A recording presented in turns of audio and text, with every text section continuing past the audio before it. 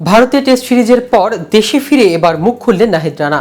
ভারতের বিপক্ষে 2 ম্যাচের টেস্ট সিরিজে অসহায়ভাবে আত্মসমর্পণ করেছিলেন বাংলাদেশ দল।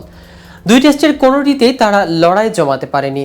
লাল বলের সিরিজ শেষে গতকাল দেশে ফিরেছেন বাংলাদেশ টেস্ট দলের কয়েকজন সদস্য। পরে মিরপুর শেরেবাংলা গণমাধ্যমে মুখোমুখি হন নাহিদ রানা। জানিয়েছেন ভারত সিরিজ নিয়ে অভিজ্ঞতার কথা, কিন্তু কি বললেন এই উদীয়মান পেসার?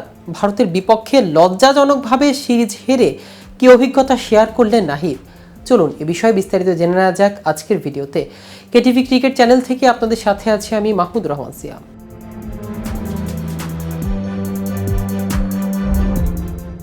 তরুণ পেসার নাহিদ ভারত ও পাকিস্তানের খেলার অভিজ্ঞতা জানিয়ে বলেছেন, 2 জায়গাতে আমি প্রসেসের মধ্যে ছিলাম। পরিকল্পনা অনুযায়ী বোলিং করেছি। পাকিস্তান ও ভারতের উইকেট সম্পূর্ণ ভিন্ন। 2 জায়গায় 2 রকম বোলিংয়ের পরিকল্পনা ছিল। এই জায়গাতে অভিজ্ঞতা ভালো। 2 দেশের উইকেটের আচরণের পার্থক্য নিয়ে নাহিদ রানা বলেন, ভারতের পিচ প্রথম 2 দিন পেস বোলিং বান্ধব উইকেট ছিল। শেষ 3 দিনের সাহায্য ছিল স্পিনের। পাকিস্তানে ছিল স্পোর্টিং উইকেট, বোলিং ভালো করলে বোলিং, ব্যাটিং ভালো করলে ব্যাটিংয়ের পক্ষে। আর ভারতের তৃতীয় দিন থেকেই বল ঘোরে। বিদেশি সফর শেষে বাংলাদেশের পরবর্তী টেস্ট সিরিজ ঘরের মাঠে মিরপুর ও চট্টগ্রামে এই মাসেই 2টি টেস্ট খেলবে বাংলাদেশ ও দক্ষিণ আফ্রিকা। তাই এই মুহূর্তে নাহিদের লক্ষ্য নিজেকে ফিট রাখা। এই পেসার বলেন, আন্তর্জাতিক ক্রিকেটে যতদিন খেলবো শেখার কোনো শেষ নেই। ক্রিকেট ছাড়ার পরও শেখার শেষ নেই। আমি যে দেশে যাচ্ছি সে দেশের কোচের অধীনে কাজ করছি। তার কাছ থেকে অনেক কিছু নেওয়ার চেষ্টা করছি। প্রতিবারই দলের জন্য ভালো করার লক্ষ্যে কথা জানান নাহিদ রানা। এবারও নিজের ইচ্ছায় কথা জানাতে গিয়ে বলেন, আমাকে সবচেয়ে জোরে বল করতে হবে এরকম কোনো ইচ্ছা নেই। ইচ্ছে একটাই, নিজেকে ফিট রাখা, দলের পরিকল্পনা অনুযায়ী বোলিং করা। দলের চাহিদা যদি পূরণ করতে পারি তাহলে আমি খুশি। প্রসঙ্গত, পাকিস্তান সিরিজে বেশ ভালো পারফরমেন্স করা নাহিদ রানা ভারত সফরে সেভাবে নজর কাটতে পারেনি।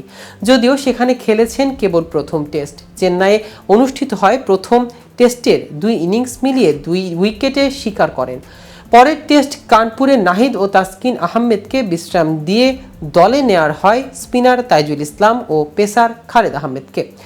এদিকে ভারতের বিপক্ষে সর্বশেষ টেস্ট সিরিজে সাকিবের হেলমেটের ট্র্যাপ কামড়ে ব্যাটিংয়ের একটি দৃশ্য সোশ্যাল মিডিয়ায় ছড়িয়ে পড়ে বেশ।